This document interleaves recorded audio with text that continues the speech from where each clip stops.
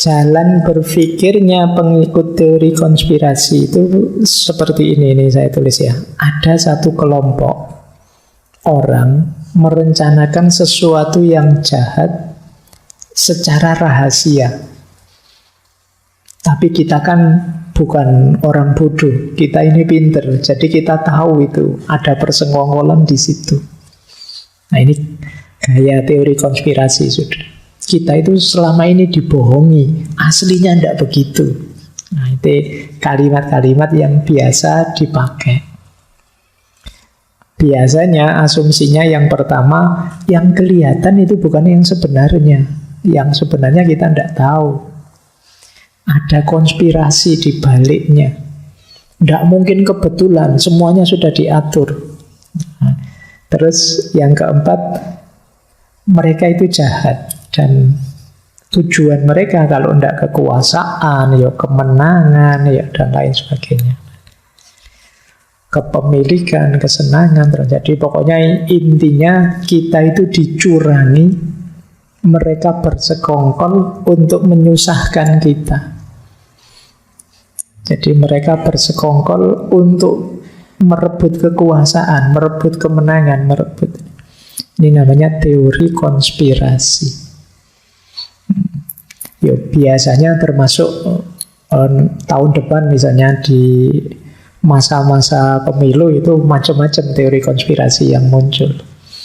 Itu pentingnya kita belajar ini biar nanti bisa lebih kritis lagi. Kita tidak mudah tertipu oleh guyuran teori demi teori konspirasi. Karena memang teori ini menarik. Jadi cara menjelaskannya itu menarik bagi kita. Sehingga kita terus cenderung setuju. Itu salah satu triknya di situ. Baik, saya lanjutkan. Cuma memang secara konotatif istilah ini sifatnya negatif. Secara konotatif itu maksudnya kalau ada orang bilang itu hanya teori konspirasi, itu sebenarnya itu tidak benar, nama lain dari itu. Jadi kalau kalian pakai istilah teori konspirasi, itu berarti untuk yang negatif ya. Kalau ada orang nyebut kamu, kamu itu mikirnya kok teori konspirasi, jangan bangga. Oh berarti aku pinter ya bisa tahu konspirasi. Tidak begitu itu. Hari ini kalau kamu disebut begitu, itu konotasinya negatif.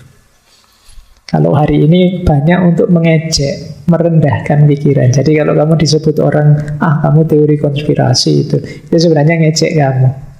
Meskipun sebelumnya istilah ini netral saja, tapi mulai jadi negatif kalau dalam sejarah itu setelah peristiwa terbunuhnya Presiden Amerika John F. Kennedy. Jadi kita biasanya disebut paranoid. Kalau mikirnya dikit-dikit konspirasi, dikit-dikit konspirasi, itu orang, kamu parno. Atau paling tidak minimal pengetahuan jenis teori konspirasi ini dianggap sebagai pengetahuan populer saja, bukan pengetahuan ilmiah. Jadi kalau mau dirinci ya secara ini, kalau ini pelajaran epistemologi, jenis pengetahuan kita itu kan ada beberapa. Ada pengetahuan biasa, ada pengetahuan ilmiah, ada pengetahuan filosofis, ada pengetahuan religius, ada pengetahuan mistik, ada pengetahuan populer. Nah, yang teori konspirasi ini pengetahuan populer, berkembang di masyarakat tapi belum pasti kebenarannya. Kalau pengetahuan biasa ya pengetahuan yang kita semua tahu, tidak perlu dipikir dalam, itu pengetahuan biasa. Misalnya, Pak, hujan-hujan gini kok dingin ya Pak? Ya wajar, ya hujan air, ya dingin. Itu kan sederhana, kamu tidak perlu mikir dalam, sudah paham. Pak, ini jam 8:30 perut saya kok kerucuk-kerucuk ya Pak? Oh ya lapar, itu biasa saja. Itu kan pengetahuan biasa, kita langsung paham. Tidak perlu bikin seminar internasional untuk membahas itu. Nah, ada pengetahuan ilmiah. Kalau pengetahuan ilmiah ini harus diteliti, diobservasi, dicari buktinya, dicari datanya. Ada pengetahuan filosofis. Pengetahuan filosofis istimewanya adalah mendalamnya. Jadi tidak berhenti di fakta dan standar, tapi juga ada pendalaman-pendalaman dan perluasan-perluasan. Nanti ada pengetahuan religius, dasarnya ajaran agama. Ada pengetahuan mistik, dasarnya pengalaman keagamaan. Ada lagi yang menambah satu, pengetahuan ideologis. Kalau ini pengetahuan yang sifatnya normatif secara sosial politik. Nah, teori konspirasi ini jenis pengetahuan populer. Berkembang di masyarakat, tapi belum terbukti secara ilmiah, secara filosofis. Jadi masih perlu pembuktian lebih jauh. Ya nanti kalau sudah terbukti berarti ya benar. Ada juga yang semula statusnya teori konspirasi, tapi pada akhirnya benar. Misalnya kasusnya di Amerika ada kasus Watergate. Ini yang melibatkan Presiden Nixon dan para pembantunya.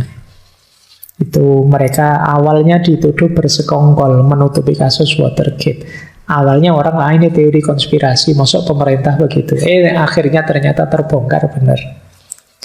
Cuma untuk yang terbukti kebenarannya biasanya istilahnya bukan teori konspirasi, tapi kadang orang pakai istilah jurnalisme investigatif, kayak acara di TV ya. Jadi memang melakukan investigasi, mencari bukti. Bedanya dengan teori konspirasi itu dipercaya begitu saja sudah. Karena hebohnya, karena mengejutkannya. Baik, kita lanjutkan.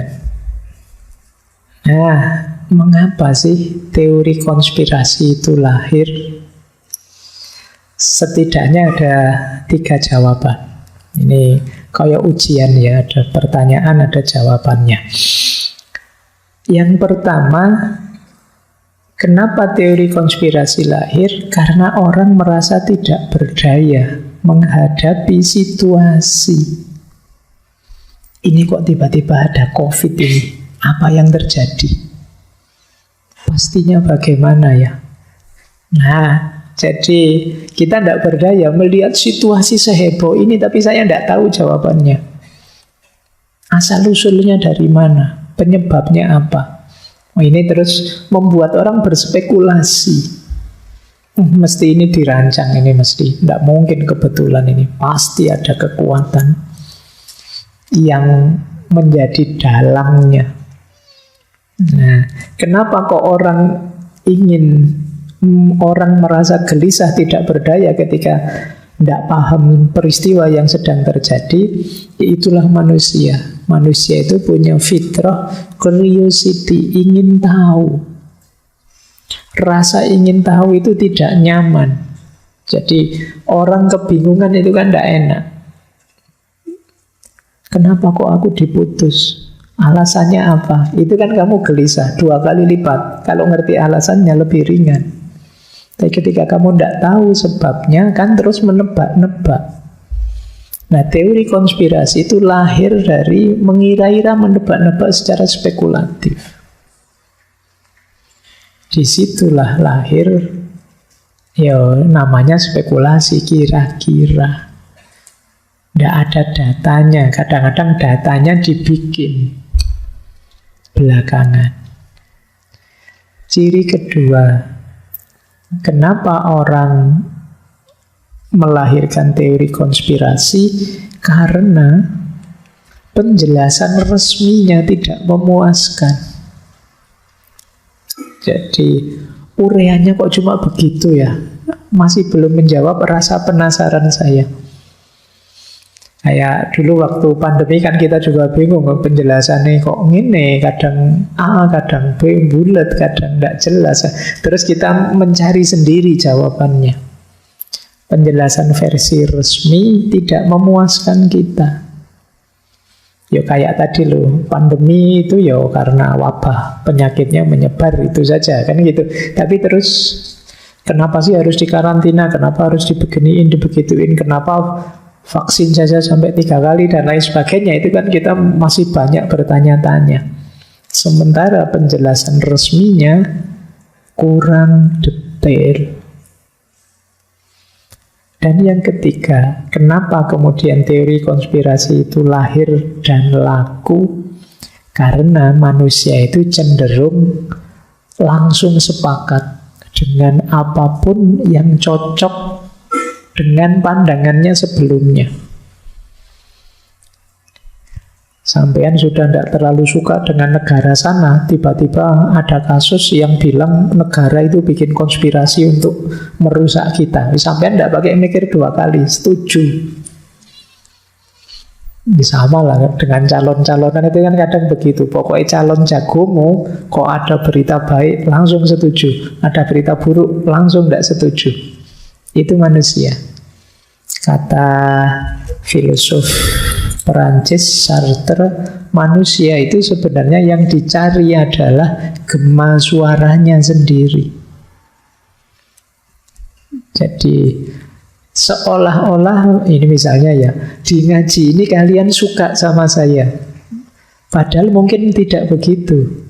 Mungkin yang saya sampaikan cocok dengan keinginanmu selama ini. Begitu saya ngomong yang tidak cocok dengan keinginanmu, mesti sudah mulai kamu mencaci maki lah, mengkritik. Allah, Pak Faiz saja cuma, mesti begitu.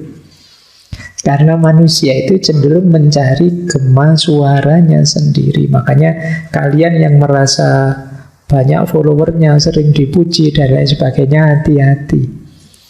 Itu bukan karena kamu yang hebat, tapi karena yang mengikutimu merasa engkau merepresentasikan keinginannya. Begitu tidak cocok, kamu akan ditinggal, bila perlu dimusuhi. Itulah mengapa kadang-kadang kan ada itu artis atau tokoh itu sebelumnya dipuja luar biasa, tiba-tiba drop, tidak disukai karena hanya melakukan satu hal atau salah ucap satu kalimat. Gara-gara itu kamu tinggal sama sekali, karena menurutmu sekarang dia tidak merepresentasikanmu. Maka jangan mengejar kemasyhuran, kamu akan tertipu. Dan itu kan pelajaran dulu pernah saya cerita tentang Maulana Jalaluddin Rumi, yang oleh gurunya tiba-tiba disuruh beli arak, minuman keras. Ini kaget Rumi nih, kok beli minuman keras, ini guru sufi nyuruh saya begitu. Pokoknya kata Syekh Samsud Tabriz, tolong kamu belikan minuman keras. Wah, karena takut, Syekh Jalaluddin Rumi bawa botol disembunyikan di balik jubahnya, terus beli minuman keras. Kok yang dilala toko minuman kerasnya itu melewati perkampungan yang ada orang Yahudi, ada orang Nasrani. Dan mereka tahu, wah, Jalaluddin Rumi beli bir. Itu kan heboh. Wah, ramelah mereka bergosip. Wah, ternyata ulama mau syekhmu beli bir, beli arak. Katanya haram, malah dia diam-diam beli. Wah, rame dicaci maki. Orang-orang yang semula memuja Jalaluddin Rumi juga mulai melengos, sudah mulai, alah ternyata kayak gini ulamaku. Saat itu datanglah gurunya, Syekh Samsud Tabriz. Wahai Rumi, kamu ngerti kan sekarang seperti apa kekaguman orang padamu? Hanya karena kasus kecil seperti ini saja, kamu dari idola nomor 1 jadi yang paling dibenci. Maka jangan terpesona dengan pujian orang, kekaguman orang padamu. Jadi kalau pakai teorinya Sartre, mereka hanya ingin mendengarkan gema suaranya sendiri, meskipun bilangnya ingin mencari kebenaran. Oke ya, apalagi misalnya tiba-tiba saya ngomong politik, terus ngomong jago yang saya dukung, wah kamu langsung heboh, wah terus saya dapat banyak musuh yang beda jago dengan kalian. Terus dan itulah masyarakat. Maka pesan saya itu tadi ya, jangan tertipu dengan kemasyhuran, puja-pujinya orang. Tidak abadi. Jadi mereka hanya mengikuti keinginan dan apa yang sebelumnya sudah diyakini. Itulah mengapa teori konspirasi ini kadang-kadang meskipun sangat tidak masuk akal, kita tetap setuju. Kenapa? Cocok dengan aspirasi kita selama ini.